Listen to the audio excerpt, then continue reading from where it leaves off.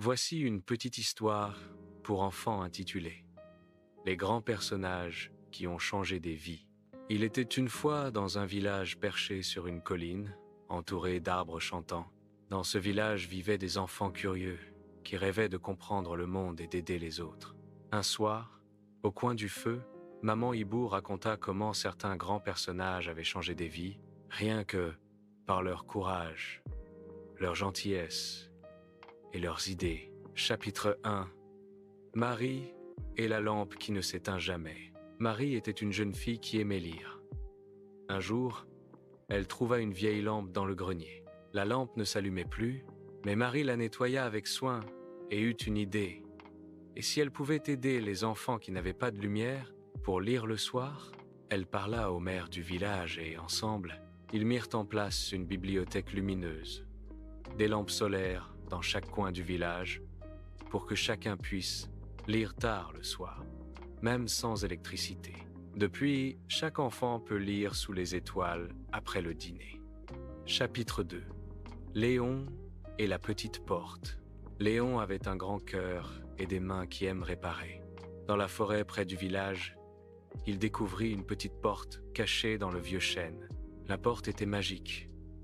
Elle montrait le chemin vers ceux qui avaient perdu espoir. Léon décida de peindre le chemin avec des couleurs joyeuses et d'y écrire des messages d'encouragement. Tu es capable, ne renonce jamais. Peu à peu, les enfants commencèrent à croire en eux-mêmes et à retrouver le sourire, même après des journées difficiles. Chapitre 3. Aïcha et son jardin des voisins. Aïcha aimait planter des graines et regarder grandir les plantes. Elle remarqua que certains voisins n'avaient pas de jardin ou de choses frais à manger. Alors elle partit avec ses amis pour créer un jardin partagé au centre du village. Chaque famille apportait une graine et, en échange, prenait des légumes pour le repas du soir. Lentement, le village devint plus proche, les voix se mirent à chanter pendant les récoltes et tout le monde apprit que partager rend la vie plus colorée. Chapitre 4. Mathéo et le petit livre voyageur. Mathéo adorait les histoires et croyait que chaque livre mérite de voyager.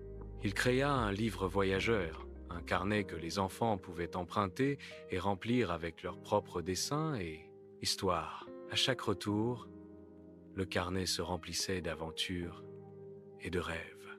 Ainsi, les lecteurs d'un village à l'autre restèrent connectés par les mots, découvrant que les histoires peuvent franchir les frontières et donner des idées nouvelles. Chapitre 5.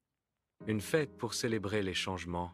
Pour célébrer tous ces gestes, le village organisa une grande fête sous les étoiles. Chambres décorées, guirlandes colorées, et une grande ronde où chacun disait une chose qu'il avait apprise grâce à ceux qui avaient changé des vies. Une petite idée peut devenir un grand chemin. L'amitié peut éclairer les jours les plus sombres, partager rend les cœurs plus forts. Conclusion. Et dans ce village, les enfants apprirent que chaque grand personnage, même sans cape ni super pouvoir, peut changer des vies par de petits gestes.